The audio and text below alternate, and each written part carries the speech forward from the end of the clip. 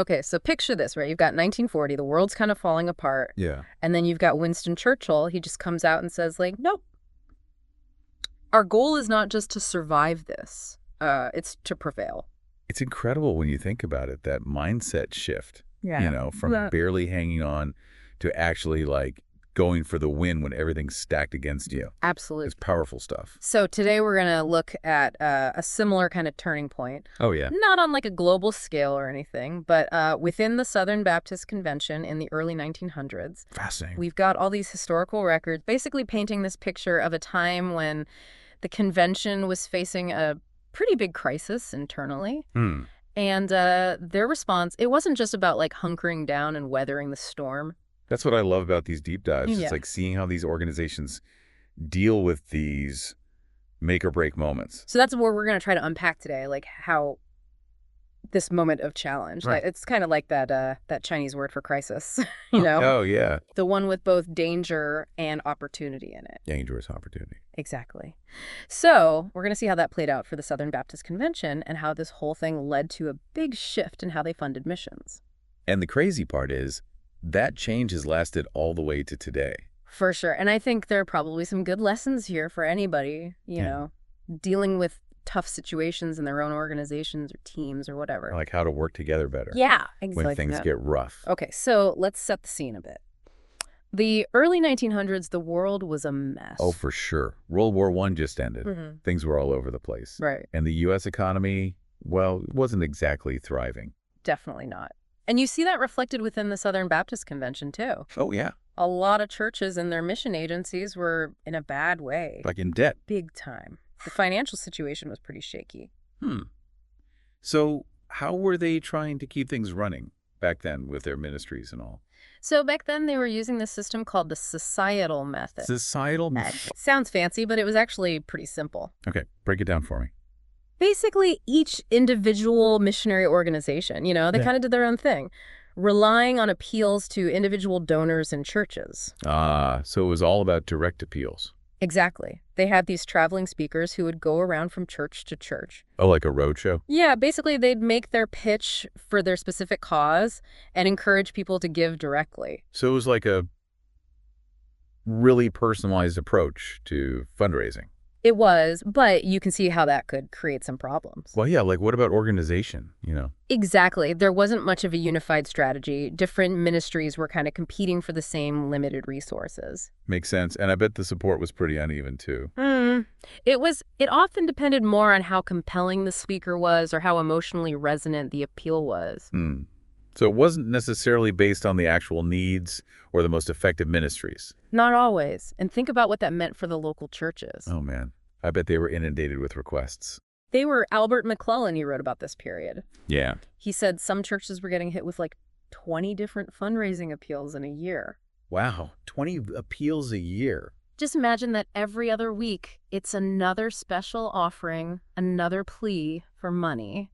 Talk about fundraiser fatigue. It was exhausting for everyone. Pastors were constantly having to dedicate their sermons to these appeals. It sounds chaotic and unsustainable. It was, and it led to some serious financial instability. Baker wrote about this too. Okay. He documented how mission boards were often in this precarious position of having to borrow money each month just to cover basic operating expenses. Yikes. Just hoping that the next round of individual appeals would come through. Exactly. It was like living paycheck to paycheck, but for a whole denomination. That's rough. Yeah. So this is where that crisis idea really comes in. Okay, so you've got the danger, the financial instability, right, and then the opportunity. The opportunity to rethink the whole system. Yeah. The limitations of this societal method, they were becoming impossible to ignore. So what was the solution?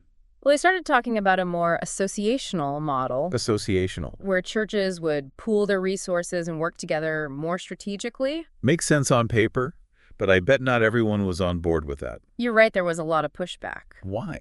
Centralized planning seems more efficient. It does, but there were some deep-seated concerns about local church autonomy and individual freedom. Gotcha. So giving up control. It was often tied to a particular understanding of the priesthood of the believer. Right.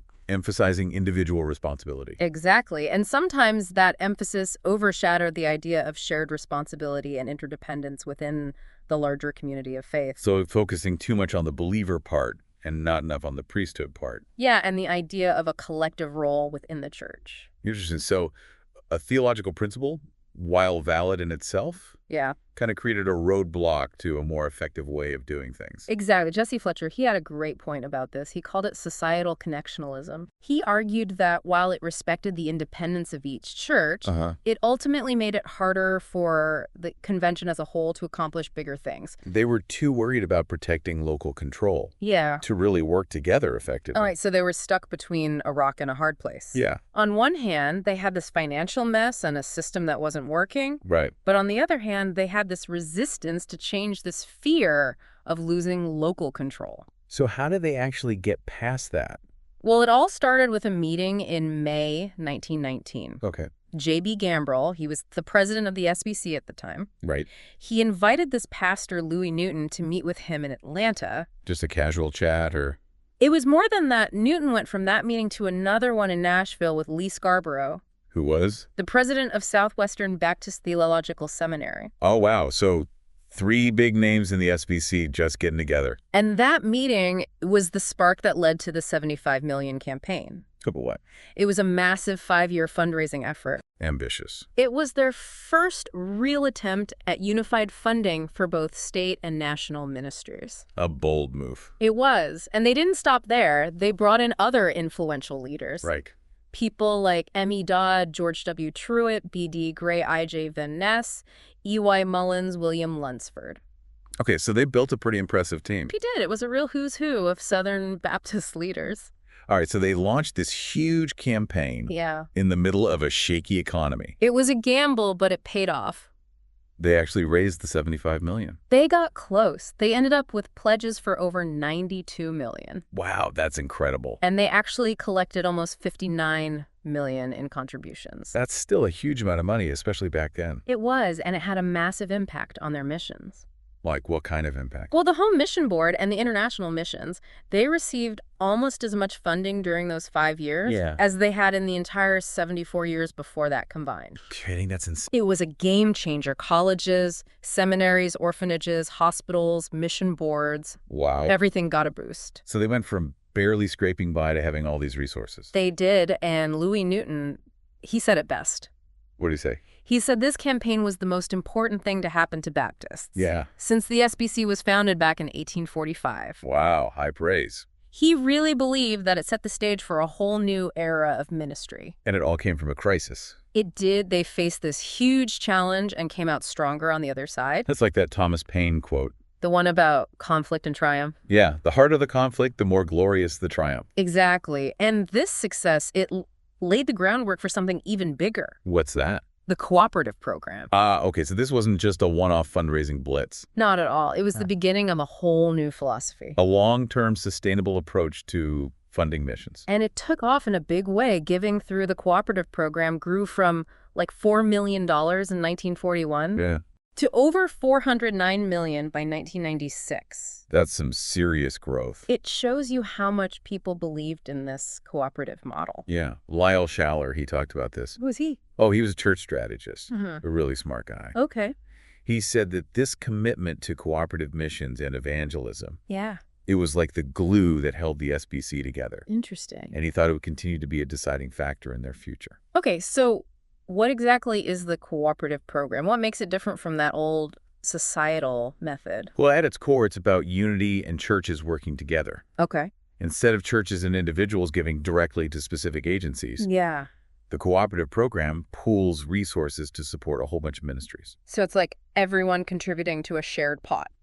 Exactly. And the idea is that together they can accomplish way more than they could on their own. And this idea of unity, it's not just a practical thing, is it? No, it's got a strong theological basis. Yeah. Think about Jesus' prayer in John 17, where he prays for unity among his followers. Right. He says their unity will be a powerful witness to the world. It's like the early church in Acts, too. Oh, yeah, where everyone shared everything they had. Exactly. And Paul even praises the Corinthian church for their generosity in supporting other churches. Even though they were poor themselves. Right. So this idea of churches working together, it goes way back. Deep roots. And it's what led to the official adoption of the Cooperative Program in 1925. Why? The Future Program Commission. Interesting. They proposed that all undesignated giving from churches would be considered part of this program. Okay, so the money comes in, and then how does it get divided up? So it's a two-step process. Okay. First, churches give their money to their state Baptist convention. Right. Then the state convention decides how much to keep for their own state-level ministries. So a chunk stays local. Yeah, and the rest goes to the national SBC. To the executive committee in Nashville. Exactly, and they handle the distribution to all the national ministries. Based on percentages that are set by the messengers at the annual SBC meeting. Okay, so there's some accountability built in. There is. Now, what about the special offerings? You know? Like Lottie Moon and Annie Armstrong. Yeah, those are different. Those are designated offerings for specific causes. So outside the regular cooperative program giving? Exactly. Lottie Moon is for international missions. Right. And Annie Armstrong is for North American missions. And were there other special offerings too? There were some for things like state missions or world hunger. Yes, a lot of options. But the original idea was to keep those to a minimum. Really? Yeah. The focus was supposed to be on the cooperative program as the main source of funding. Okay, so what was the vision for how the money would be split between the state and national conventions? The ideal was a 50-50 split. A true partnership. Yeah, but it didn't always work out that way. Right. No, over the years, state conventions have often kept more than their half. How much more? Sometimes over 65%. Ah, interesting. Yeah. In 1996, for example, state causes got almost 64% of the money, while national causes only got about 36%. So not quite the balance they were aiming for. Nope. Okay, so the cooperative program, it's been around for a while now. Yeah. How's it been evaluated over the years? You know, Well, they must have made some adjustments along the way. oh, yeah. They've been constantly evaluating and adapting it. Good to hear. Back in 1939, the executive committee put out a report. Okay. They were really positive about the cooperative program. They called it the greatest step forward in kingdom finance. Wow. They use all these glowing terms to describe it. Like what? They said it was sane, scriptural, comprehensive, unifying, equitable, economical, workable. Okay, so basically a glowing review. Yeah. They also emphasized how it had gotten rid of internal competition. Which was a big problem before. It was, and it helped to ensure consistent giving. Smart. And they didn't stop there in the late 1950s. Yeah. The Branch Committee on Denominational Structure did a big study, and they recommended creating a stewardship commission. To do what? To focus specifically on the cooperative program. Okay. To promote it and support the executive committee in managing it. Just like a dedicated team for the cooperative program. Exactly. And around the same time, Yeah. the home mission boards started working more closely with the state conventions.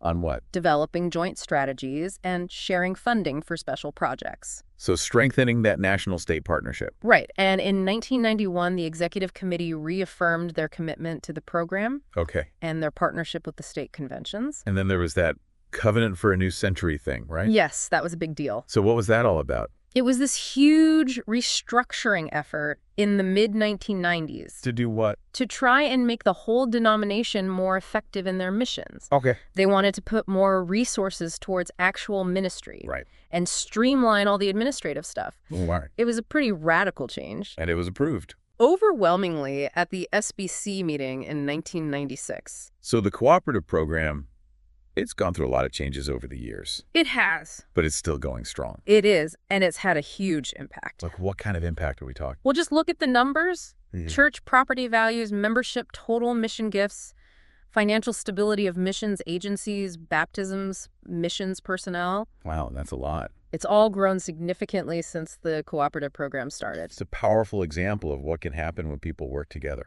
It is, but there are still challenges. Oh, yeah, of course. Nothing stays easy forever. The world's always changing. Right. And the SBC needs to adapt to keep up. So what are some of the big challenges they're facing? Well, there are cultural, demographic, financial, and organizational challenges. Okay, let's break those down. Starting with the cultural ones. All right. One of the biggest is the tension between generations. Generational gaps. Yeah, you've got different groups like the builder generation, baby boomers, Generation X, and now millennials. And they all have different values, different perspectives, different ways of approaching things. Like giving. Exactly. Gary McIntosh, he wrote a book called 3 Generations. Oh, yeah. He talks about how these different generations relate to institutions and charitable giving. Interesting. So the builder generation, they're the ones born before 1946. Okay. They tend to be very loyal to established institutions. Like the SBC. Exactly. And they're big on giving through traditional channels. Like the Cooperative Program. Right. But they're getting older and their financial situation might be changing. That's a problem. Then you've got the baby boomers. Born when? Between 1946 and 1964. Gotcha. They're more independent and consumer-focused. They want to see results. Yeah, they're skeptical of authority, and they want to know where their money's going. So they might not be as automatically supportive of the Cooperative Program. They might not. They're also more interested in local missions and short-term trips. Makes sense. Then there's Generation X. The cynical bunch. Yeah, they were born between 1965 and 1983. They don't trust institutions, they want authenticity, and they want to see results. So appealing to tradition isn't going to work with them. Not really. And then you've got the millennials. The ones who grew up with the internet? Right. They have their own whole set of values and preferences. So the SBC needs to figure out how to connect with all these different generations. They do a one-size-fits-all approach, just won't cut it anymore. You got to tailor your message. Exactly. Okay, so what about the financial challenges? Well, one big one is church debt. Churches are in debt. A lot of them, Southern Baptist churches are carrying about $2.4 billion in debt right now. Wow, what's that from? Mostly building projects and maintenance. So all that debt, it's got to be impacting their giving. It does. If a big chunk of their budget is going towards paying off loans, yeah, there's less left over for missions. It's like robbing Peter to pay Paul. And then there's the issue of the allocation of Cooperative Program funds. Right, that 50-50 split we talked about. Yeah. It's not really happening, is it? Not consistently, state conventions have been keeping a bigger and bigger share of the money in recent years. That's the problem. It means that the national SBC might not have enough resources to do what they need to do. It's almost like they're going back to that societal method without realizing it. It is. They're losing that sense of unity that the Cooperative Program was supposed to create. Okay, so challenges all around, but what about opportunities? There are definitely opportunities. Like? One idea is to launch another national campaign. Like that 75 million campaign? Exactly. Something big and bold that gets everyone excited about the Cooperative Program again. That could work? Another idea is to create a national platform to communicate better. Like a magazine or a website? Yeah, something that showcases the successes of the Cooperative Program and shows people the impact their money is having. Because money follows ministry. Exactly. So if people can see the results, they'll be more likely to give. Makes sense. But there are also some potential pitfalls.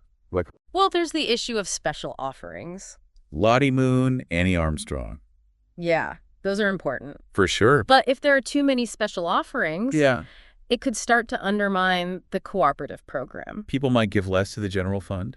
Exactly. And then there's the resurgence of independent Baptist organizations. Oh, right. Going back to that societal model. Yeah, they're doing their own fundraising, which can fragment the giving even more. It's like they're competing with the Cooperative Program. They are. And then there's the potential for competition within the SBC itself. You mean between different entities? Yeah. They all want to see their ministries grow. Right. But that can lead to them fighting over resources. Instead of working together. The executive committee needs to make sure that everyone's on the same page. That's a big job. It is. So the Cooperative Program, it's had a long and complicated journey. It has. But it's been a powerful force for missions. It has. It's helped Southern Baptists to do amazing things all over the world. And it all started because they were willing to face a crisis and change. Exactly. It's a reminder that sometimes the toughest challenges can lead to the greatest opportunities. I love that. And you know what else I love about these deep dives? What's that? It's not just about the SBC or the Cooperative Program. Right. There are lessons here for everyone. Absolutely. So for you listening, think about your own life, your own organizations, your own teams. Yeah. How do you balance individual freedom with the need to work together? It's a constant tension. It is. But finding that balance is key. It's how we achieve great things. Exactly. So keep that in mind as you go about your day. And remember those lessons from the Cooperative Program. They might just help you to navigate your own challenges. And who knows, maybe even prevail. Just like Churchill. Exactly. All right, that's it for this deep dive. Thanks for joining us. We'll see you next time. Bye.